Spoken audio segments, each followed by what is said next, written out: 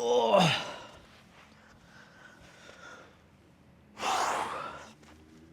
What is up, everyone? It has been a while since I've done a vlog. I reckon the last one I would have done would have been probably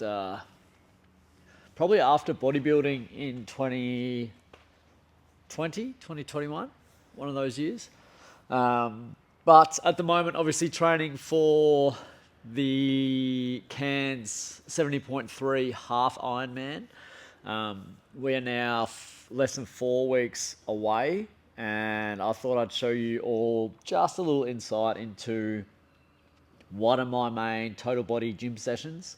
So this is, the main lifts are going to be a bilateral squat pattern, unilateral hinge pattern. We have a bilateral vertical pull and a unilateral horizontal push in there, plus all the resilience exercises that we have going on as well.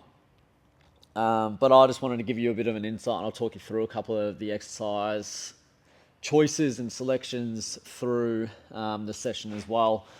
But like any good gym session, spend 5-10 minutes doing a little warm up. I've been sitting at a desk for I actually had a 2 kilometer wetsuit swim this morning. So I am a little bit tired from that. But I have had double lunch. So I had bagels and a protein shake after the 2K swim. And then just before, at an actual lunchtime, I had a ham and cheese toastie from the cafe down the road, just because I was still feeling a little bit sluggish, and I actually wanted to bring some intensity into today's gym session, because this will probably be the last week of quite intense gym work.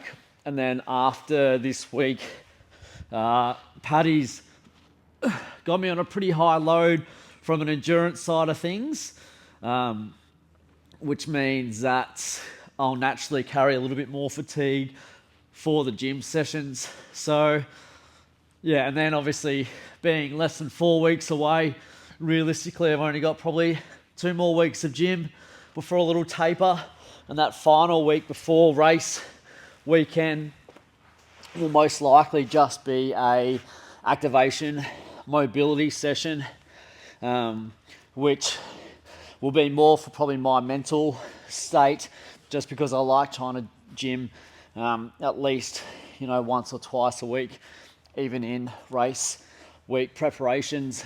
I find that just gives me a little bit of satisfaction. I enjoy the gym, like it's something I get a lot of value out of. So it'd be nice just to obviously do that one. But yeah, this one should be an interesting gym session. Being a little bit fatigued, obviously, but hopefully still move a little bit of weight through the box squats. And let's see how these shoulders are feeling with the pull-ups after the swim as well. By the way, wetsuit swimming, fucking easy. Like 2Ks just like that, no fatigue, heart rate sat pretty low the whole time.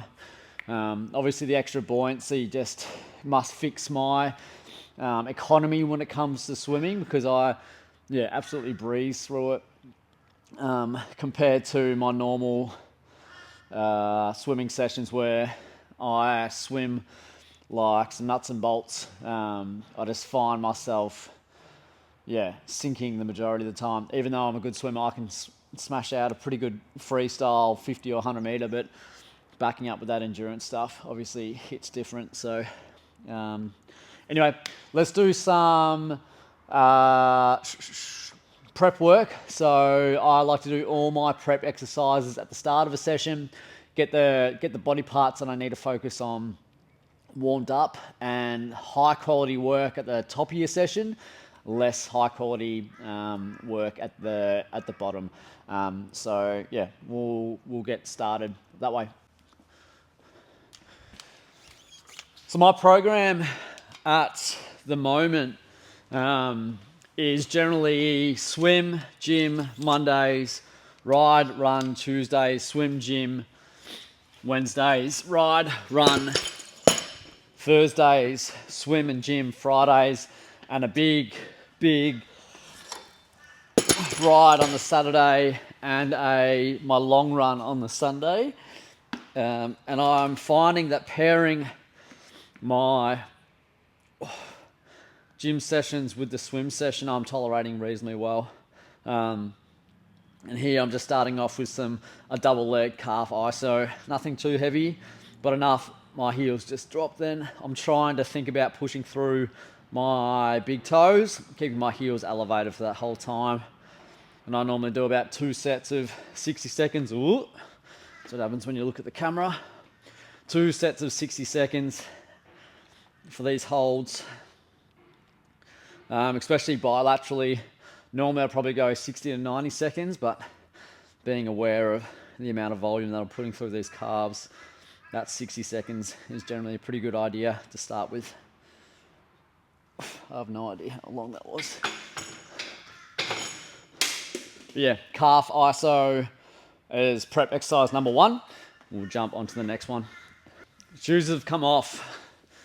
I don't know if this was a smart idea or not, but you get a little theme of the day. All my prep exercises for today's session are going to be lower body based. So now, obviously, a standing calf raise, we're getting a little bit more gastroc related. And then in this wall sit with calves or with heels elevated, obviously, being a bent knee, I'm getting a little bit more Achilles and soleus, so the bottom part of your calf, as well as getting a little bit of a quad iso in there as well. I'll generally hold this for, cause it's shaking already, probably like 30 to 60 seconds again, just because it's a bilateral exercise.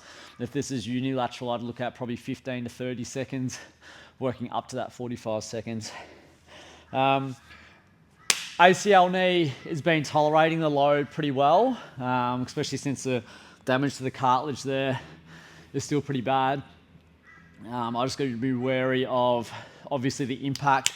Any downhill running work still gets it pretty grumpy. But to be honest, the majority of the time, as long as I'm dosing my quads probably twice a week with exercises, especially starting with some isos before moving into a squat pattern, the knee holds up reasonably well as well. Oh, not bad. So here, if we have the little tool, might not be around. That's all right. Finishing the sprint season, I had a little bit of high adductor / hip awareness to the point where as soon as I got into extension, that full stretch, especially at high speed, it was really aggravating up straight under like my pubic bone and actually wrapping like up into my abs. So I was a little bit cautious of that, making sure that we weren't doing anything too dangerous, but you know, a couple of isos here and there seem to be helping. Like even now I can still feel it quite high.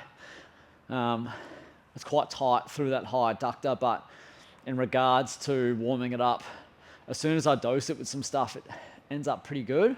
And I can't feel it at all in riding, running, or freestyle. Obviously in a breaststroke kick, when I'm doing some drills, I can feel it, but apart from that, it's pretty solid. And here again, because this is a unilateral, I'll probably only hold for 15 to 30 seconds. I can already feel the whole high adductor get a little bit warm. It's a little bit more nicer than beforehand. I'm sorry, but I'm going to turn my back on you here. Actually, I'll come this way. Ooh.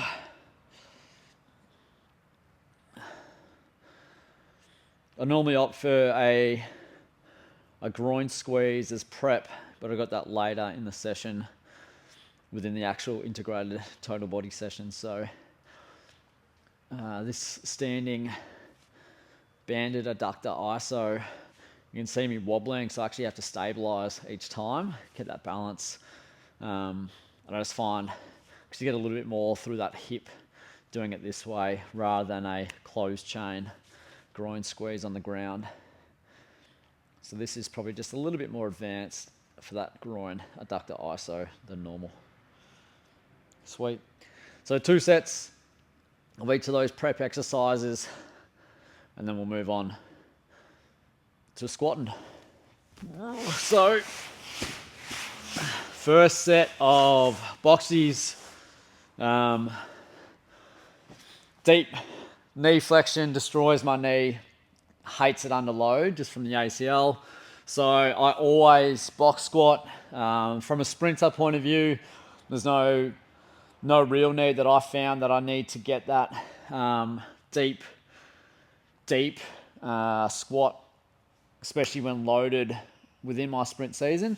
If I need to, I'm happy to reverse lunge, rear foot elevated to get that quad stretch. But in terms of actually barbell back squatting or front squats, a box will do me. I don't need to be anything special. I don't need that depth. But normally, typically I'd coach probably in deep off season, a little bit deeper, but especially for an Ironman prep, we need these.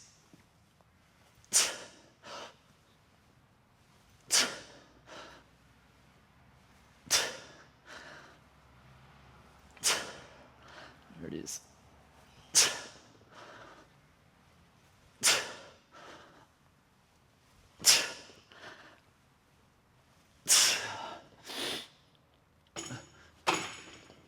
So just 5 to 10 reps as a warm-up set. Normally I squat and lifters. I might get my heels elevated just because we are 3.5 weeks out. But regardless, standing high fire hydrants next. Something about pairing a squat with a standing fire hydrant that I really like to bring that mental awareness down into that glute. And that could just be me. But from a stance leg point of view, I get glute activation, and then obviously as I abduct away from me, I get that other hip to go as well. I just find that the pairing between a squat and this exercise is really nice. And then when I go back to squat, I feel and I have that awareness from my glutes and that excess little control there as well. And normally here I'm about 8 to 12 reps each side. And this, obviously you can do on all fours. So if you do battle with that balance, you can jump on all fours, get into that really nice pelvic position and still do the same movement. Takes away that balance aspect and you can still get that nice little glute hip work that you need. When I'm balancing here, I'm just thinking about pushing my big toe down into the ground as well. As we know, that big toe plays a huge role in that glute activation and awareness. Perfect. Nice little burn onto unilateral horizontal push. Chest, baby. So single arm dumbbell bench. It's got to be one of my favorite exercises. I think if I had to choose a bench variation, it would definitely be this one. I find as though if you're short on time, single arm dumbbell bench, you can still get a really nice contraction through that chest. You get all that activation as well from that counterbalance that you need as you're coming down. So you're thinking about feet being planted, you're thinking about glutes being turned on, your hips stabilizing as much as possible and trying to brace against that rotation that the dumbbell is going to try to give you. And I find that's probably, a really nice way to dose. And my bench press, truthfully, I've only been bench pressing once a week for the last 6 months. My shoulder just doesn't like it anymore. Plus, I just found that I don't really need to bench any more than that. If I did any powerlifting stuff, 100% would bench 2 or 3 times a week. But as a runner and now a Ironman athlete, benching once a week is good enough for me. So stabilised, feet planted, glutes on. I don't mind leaving that opposite hand up.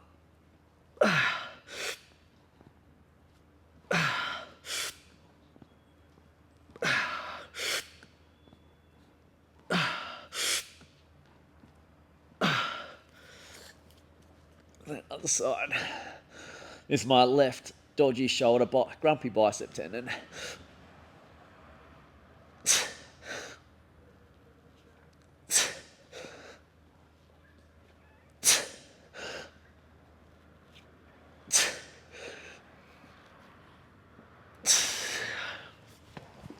5 reps. I'm happy going a little bit heavier than that just because I know I don't fatigue as much through that higher intensity, lower rep work through that chest. But yeah, definitely one of my favorite exercises. It does take the breath out of you a little bit as well. Squat time. So, main working set of the backies. Just as I go a little bit heavier, I've added plates under the heels just to work on my poor ankle mobility. But yeah, 140 kilos, big focus as long as I brace that drive up, controlling the way down, use those glutes as much as possible. But here we're looking for probably in between 4 to 8 reps, I would say, if we're feeling okay. Some days, back squats just feel heavy.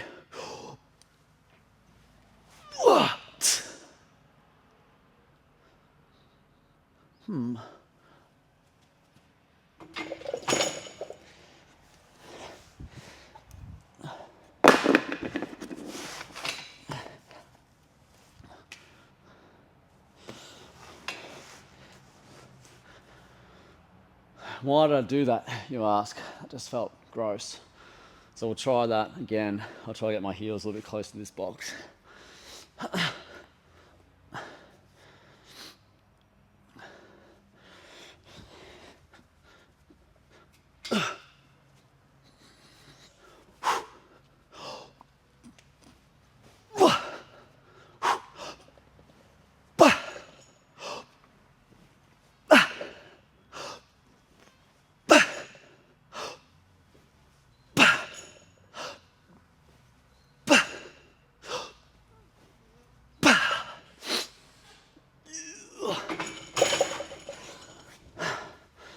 That's better. I find I normally squat with lifters on. Sometimes the plates, I don't know, I just don't feel very controlled, connected to the ground. And that was one of those days or experiences. They felt a lot better. It's like right now I weigh between 72 and 75 kilos. So 140 is close to that 2 times. For a box squat in, this close to an endurance prep, it's not too bad. But that's the first working set. I'll do all my working sets and we'll touch base when we go through the next 3 exercises. All right, so main top 3 working sets done. Now into B sequence. So here, B stance, RDL. I love this, just you still get that nice little fatigue, but nothing wild from a normal hinge motion. Hips come back and then through. All I'm waiting for is that little stretch in the bottom of my hammies, and then I bring those hips through. My back leg, not much pressure on, it's more just for balance. Holding that nice position as much as I can. And again, I'm just looking for 4 to 6 reps. Nice, slow and controlled. And then drive through with those hips. I get much more of a nicer stretch on this left side. Just because on my right side was an ACL hammy graft, which still gives me a little bit of issue in deep hinging. But nothing major. Next, pull-ups. Let's go. Obviously an absolute favorite, the old pull-up. It's been a staple in the training week, and it should be, to be honest. A chin-up, neutral grip pull-up, or wide grip pull-up, or variations of. I recommend just being in everyone's program, regardless if you're a runner, triathlete, Ironman, sprinter, junior athlete, just being able to do a nice, simple vertical pull, it's just so good. Full range, dead hang at the bottom.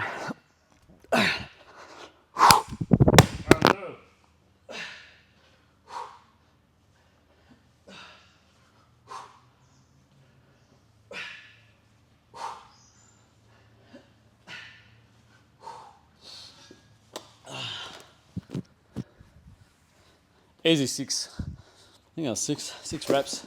Roundabouts anyway. Lighter weight than normal, just because I had that longer swim earlier today, just looking after those shoulders. But still enough where those last couple of reps were challenging enough, but nothing major. So as I said, a vertical pull like that, a pull up I think everyone should be doing. If you can't do pull-ups, do a band assisted.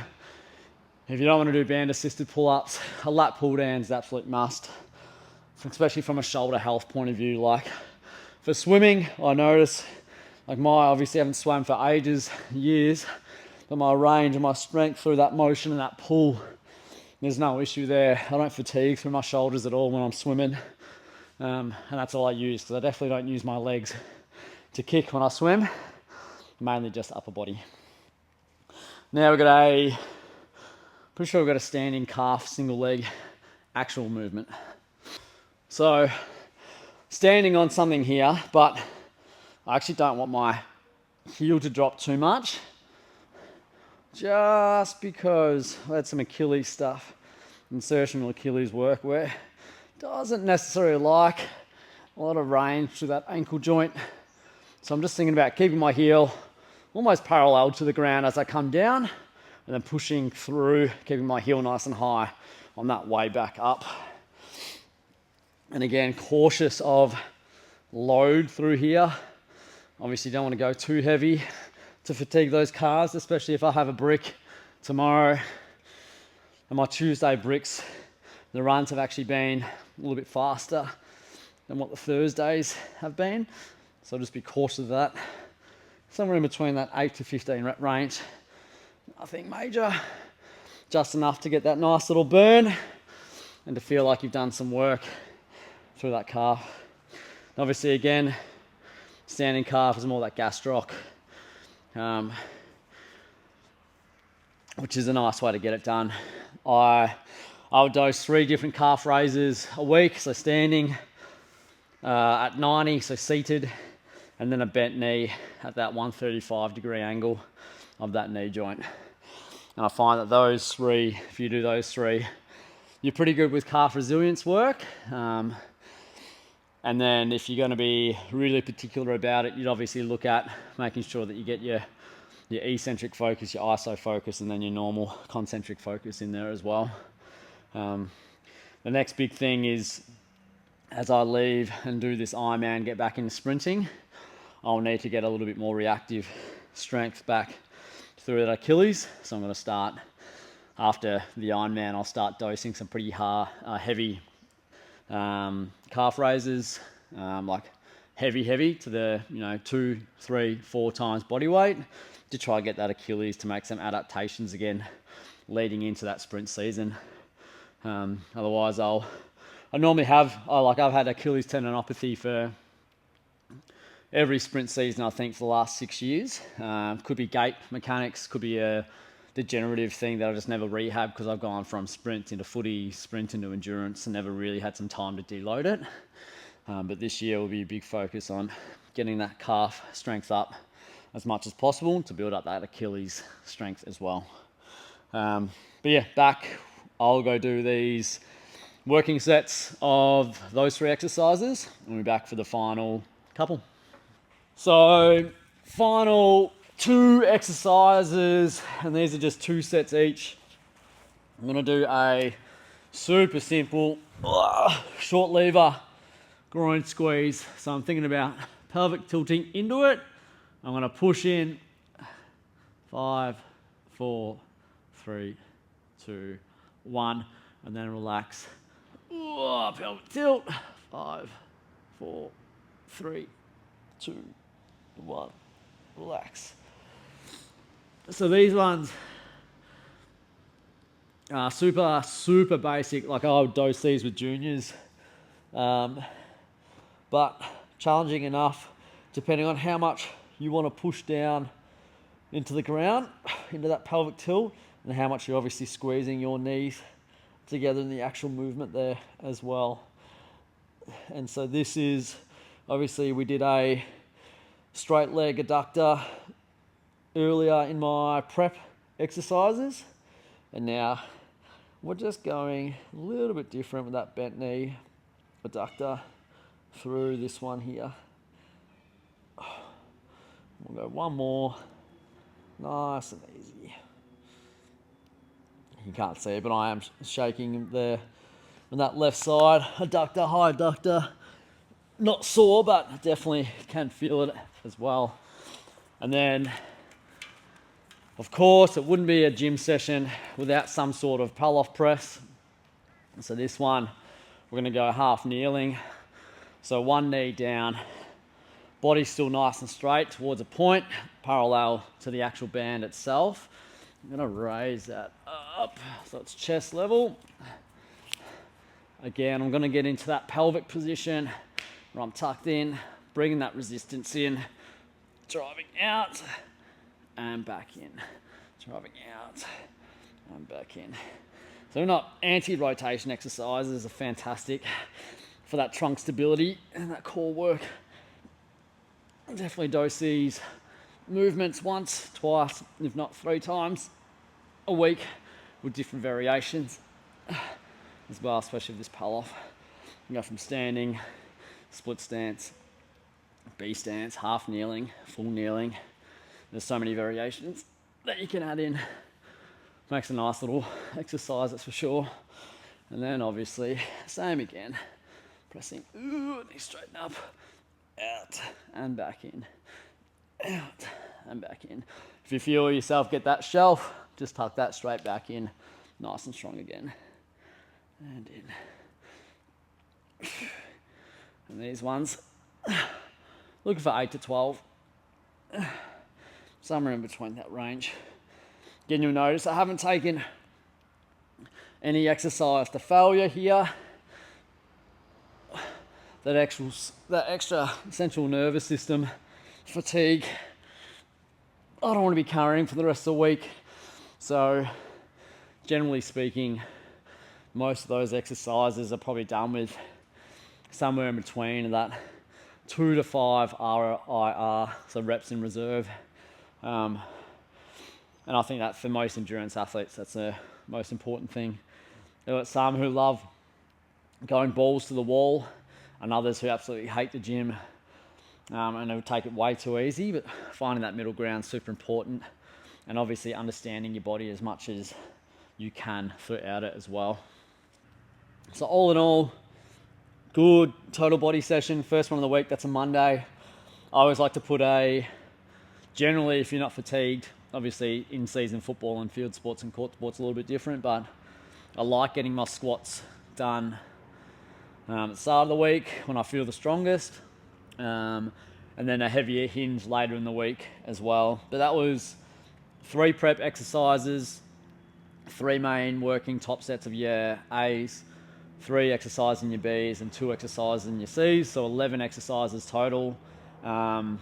Full total body, obviously hit the main muscle parts that I needed, and then the alternating day, so Wednesday and the Friday, will be the difference in the bilateral and unilateral versions of each of those, the main movement patterns, as well as some different prep work as well. So on Fridays is when I do my shoulder prep, so a lot of ISOs through that shoulder, TYIs, face pulls, some upper back work for that posture, especially working on a desk or even just now being on a bike as well. I find that super important. And then the Wednesday is a little bit more quad and calf ISO prep work in there as well. But yeah, that's a full total body gym session for a Ironman athlete, triathlete, endurance athlete.